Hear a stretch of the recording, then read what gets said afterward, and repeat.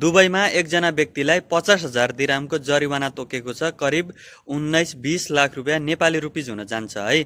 उनले भने ट्राफिक नियम उल्लङ्घन गरेका थिए।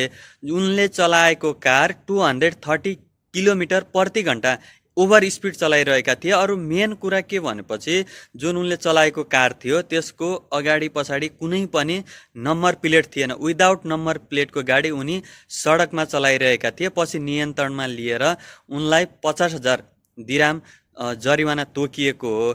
हाम्रो नेपालमा हामी के भन्छौँ भनेपछि जुन अहिले फाइन सिस्टम सरकारले बढाएको छ यो निकै ठुलो रकम भयो, सर्वसाधारणहरूलाई यो फाइन तिर्न निकै गाह्रो भयो भनेर। तर हामी सबैलाई थाहा छ कि तपाईँहरूलाई धेरैलाई पनि थाहा छ यो कुरा, जब एउटा स्कुल जोन आउँछ, अस्पताल क्षेत्र आउँछ, त्यहाँ म्याक्सिमम स्पिड लेखिएको हुन्छ।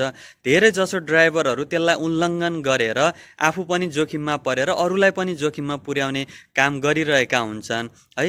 ट्राफिक नियम भनेको अरूलाई दुःख दिनलाई बनाएको होइन के, तपाईँ हाम्रो सुरक्षाका लागि बनाइएको हो है।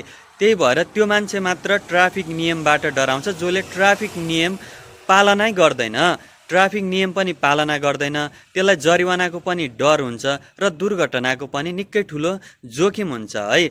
त्यही भएर ट्राफिक नियम पालना गरौँ, सबै देशको नियम पालना गरौँ।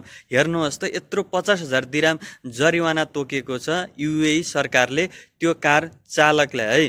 त्यही भएर कुनै पनि देशको तपाईँहरू ड्राइभिङ गर्दै हुनुहुन्छ भने त्यो देशको नियम पालना गर्नुहोस् है, सुरक्षित यात्रा गर्नुहोस् र दुर्घटनाबाट बच्नुहोस्।